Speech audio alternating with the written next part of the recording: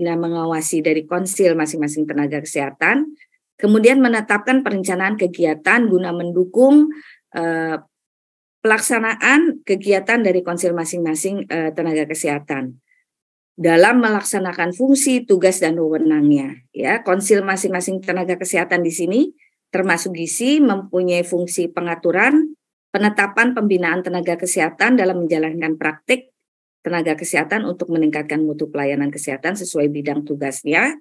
Ya, tadi ada 11 konsil. Di situ dalam satu konsil kebetulan konsil GISI hanya ada 2 penyebutan ya, nutritionist dan dietitian, tetapi ada beberapa konsil lain yang tergabung dari berbagai jenis profesi ya, bisa lebih dari 3 profesi. Kemudian tugasnya melakukan registrasi. Jadi tugas kami di konsil untuk melakukan registrasi itu diamanahkan oleh undang-undang. Ya, Undang-Undang 36 tahun 2014 pasal 8. Kemudian melakukan pembinaan nakes dalam menjalankan praktik, menyusun standar nasional pendidikan tenaga kesehatan bersama-sama Kementerian Pendidikan dan Kebudayaan.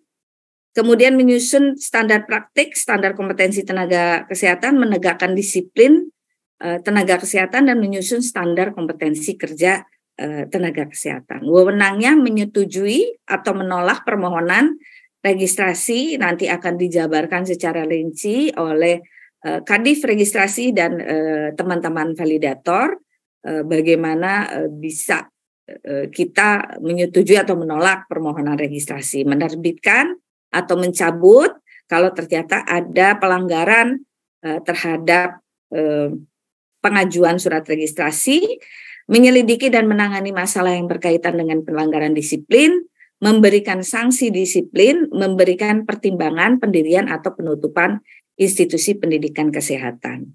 Nah, ini tugas dan wewenang kami ya. Nah, di dalam undang-undang juga pada pasal 11 ayat 9 itu ditetapkan jenis tenaga kesehatan termasuk kelompok tenaga gizi, nutrisionis, dan dietitian. Jadi tenaga nutrisionis dan dietitian protected by law, ya artinya sudah dilindungi oleh hukum, ada di dalam undang-undang. Jadi tidak boleh ada yang mengganggu-gugat. Kalau misalnya nutrisionis, ada yang menyebutkan diri nutrisionis, tapi tidak melalui pengakuannya oleh negara dalam bentuk STR, maka itu bukan nutrisionis. Ya, nutrisionis yang dilindungi oleh hukum adalah nutrisionis yang bekerja, ya, yang melakukan aktivitas pelayanannya itu dengan diberikan surat tanda registrasi. Nah, itu berarti dilindungi oleh hukum atau protected by laws. Nah, konsil gizi sendiri di sini khusus ya untuk memberikan STR bagi tenaga gizi. Ya, di sini pengangkatannya tadi oleh Kepres nomor 31/M tahun 2022 memutuskan tadi ya konsil gizi terdiri dari 7 orang anggota. Kemudian kedua, ketua dan wakil ketua secara ex officio menjadi anggota KTKI. Ya, kemudian untuk susunan organisasi konsil itu sesuai dengan aturan Permenkes, kita menetapkan 1 orang ketua merangkap anggota, 1 orang wakil ketua merangkap anggota, 3 orang ketua divisi merangkap anggota dan anggota. Proses pemilihannya itu mengikuti ketentuan dari Sekretariat KTKI dengan adanya saksi dari pihak Set KTKI. Jadi kita mengikuti dari Perpres bagaimana membuat atau menentukan ketua dan pemilihan ketua, wakil ketua dan para kadif. Di sini ada berita acara pada saat kita pemilihan. Kemudian inilah susunan konsil gizi. Saya sendiri Gunarti Yahya, wakil ketua Bu Anita Basuki, kemudian kadif registrasi di sini Pak Zul Amri yang akan nanti menjadi pemateri juga. Dan untuk validator atau anggota konsil yang ada di tim divisi registrasi adalah Bu Sofian Nelly, beliau juga nanti akan menjadi pemateri, dan Bapak Nur Hasan, ya, validator yang nanti juga akan menjadi pemateri atau narasumber dalam bahasan berikutnya. Kemudian ada ketua divisi standarisasi, karena fungsi kami tidak hanya melakukan atau menerbitkan dan mencabut surat tanda registrasi, tapi juga melakukan standarisasi, yaitu standar praktek, standar profesi atau standar kompetensi kerja, kemudian standar nasional pendidikan, itu menjadi tanggung jawab dari ketua divisi standarisasi. Kemudian untuk pembinaan profesi dan penegakan disiplin praktik, itu ada divisi pembinaan keprofesian. Nah, tadi ya saya ingatkan tadi tugas-tugas kami adalah dijabarkan dalam peraturan Menteri Kesehatan itu melakukan registrasi, ya, salah satunya. Kemudian apa itu registrasi? Registrasi tenaga kesehatan termasuk tenaga gizi yang terdiri dari 2 jenis tenaga, yaitu nutrisionis dan dietitian, sesuai dari ketentuan dari Undang-Undang 36 tahun 2014, di mana untuk melakukan registrasi tenaga kesehatan itu harus tersertifikasi, ya, harus tersertifikasi memiliki ijazah dan atau sertifikat kompetensi atau sertifikat profesi untuk pendidikan profesi. Ya, sertifikat kompetensi atau sertifikat profesi ini adalah surat tanda pengakuan terhadap kompetensi nakes untuk dapat menjalankan praktik di seluruh Indonesia setelah lulus uji kompetensi. Ya. Kemudian bagaimana caranya mendapatkan sertifikasi itu diatur, ya, melalui uji kompetensi yang akan dijabarkan di Permendikbud nomor 2 tahun 2020. Jadi siapa saja, pendidikan apa saja yang bisa melakukan uji kompetensi yang nantinya mendapatkan sertifikat kompetensi untuk pendidikan vokasi dan sertifikat profesi untuk pendidikan profesi. Nah, setelah mendapatkan sertifikasi dari pendidikan, maka pemohon atau lulusan yang ingin bekerja menjadi tenaga kesehatan wajib melakukan registrasi. Sesuai dengan pasal 44 Undang-Undang 36, disebutkan registrasi itu di mana setiap nakes wajib menjalankan praktek, wajib memiliki STR, surat tanda registrasi. Apa itu STR? Yaitu bukti tertulis nakes yang telah melakukan registrasi. Ya. Kemudian registrasi itu sendiri adalah pencatatan resmi terhadap nakes yang telah memiliki Serkom atau Serprof, sertifikat kompetensi atau sertifikat profesi, kemudian memiliki kualifikasi tertentu lainnya yang dibuktikan dengan berbagai dokumen yang dipersyaratkan di dalam pengajuan registrasi, serta bentuk registrasi ini adalah pengakuan secara hukum, ya, protected by law tadi untuk menjalankan praktik, ya, untuk menjalankan praktik kita sebagai seorang profesi.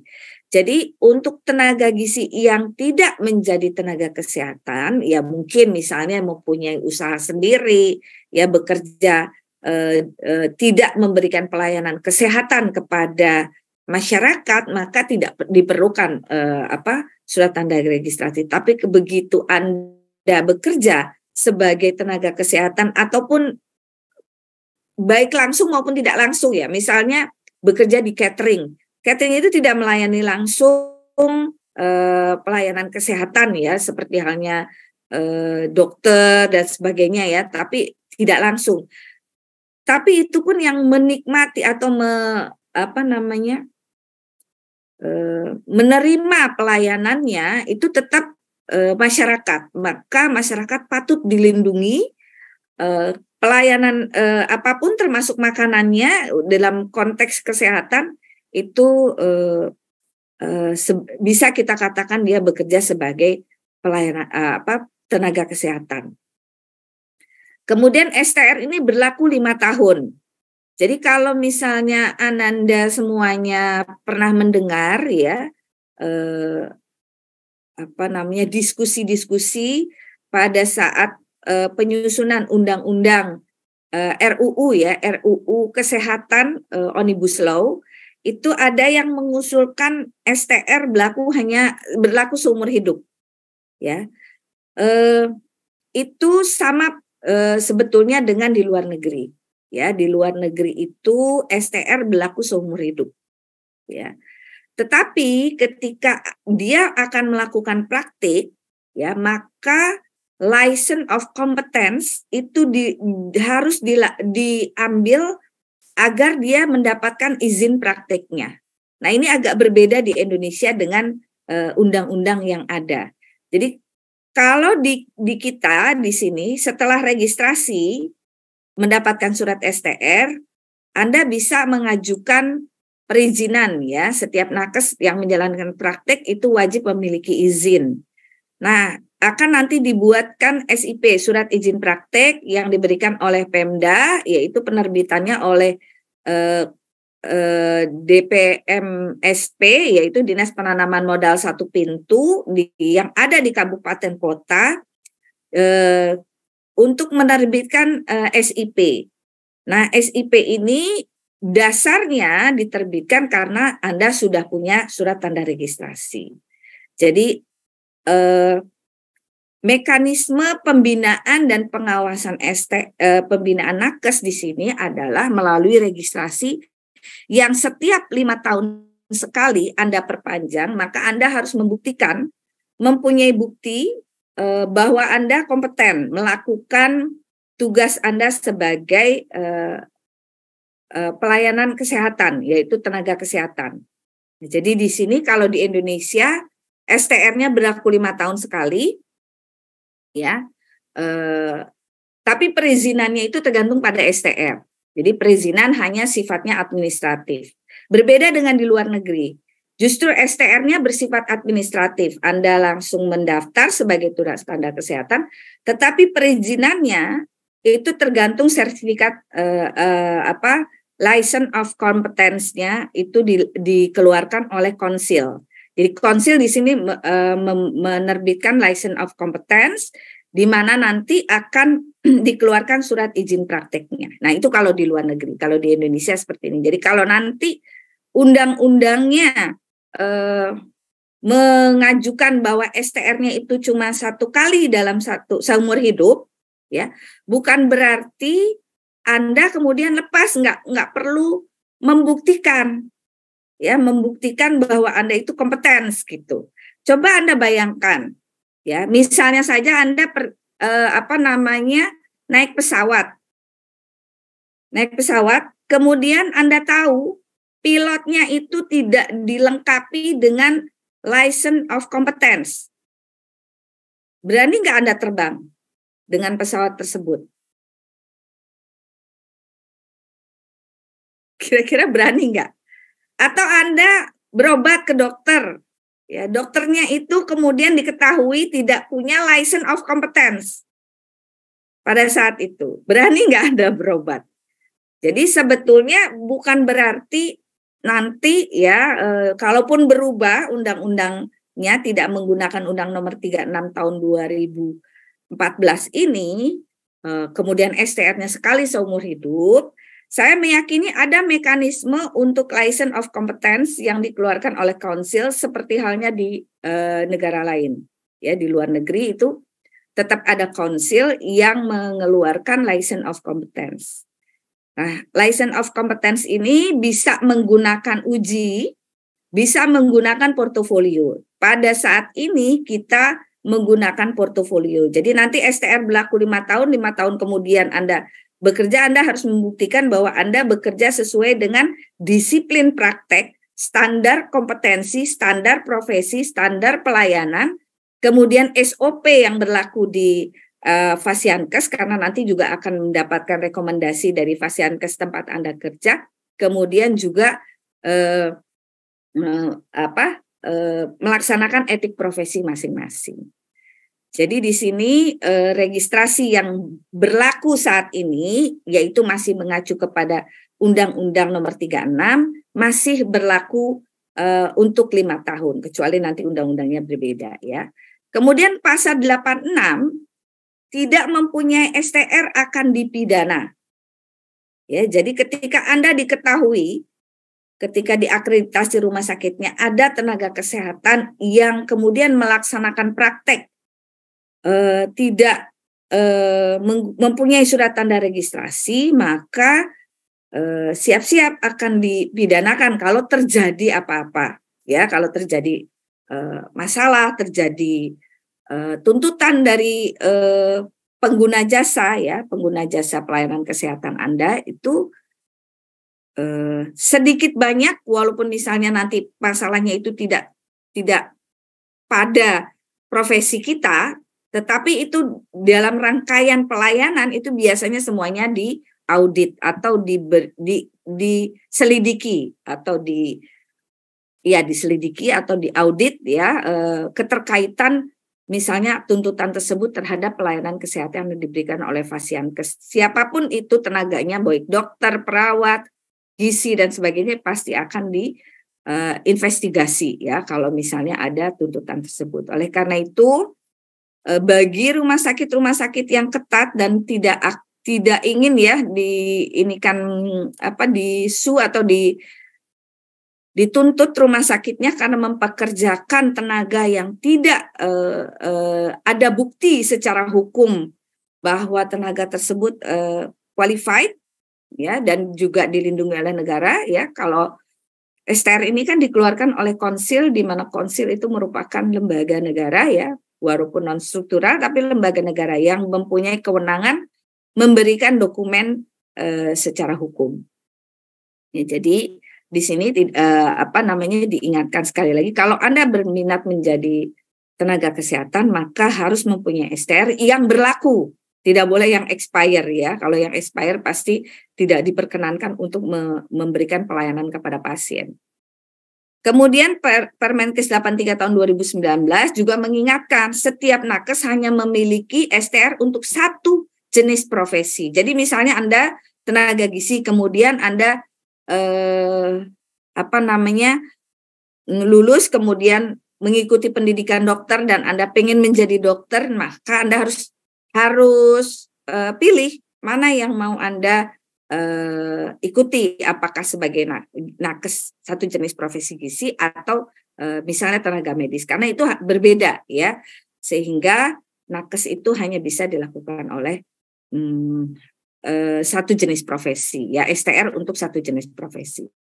Kemudian registrasi ini seperti yang saya sampaikan tadi adalah bentuk pembinaan dan pengawasan nakes.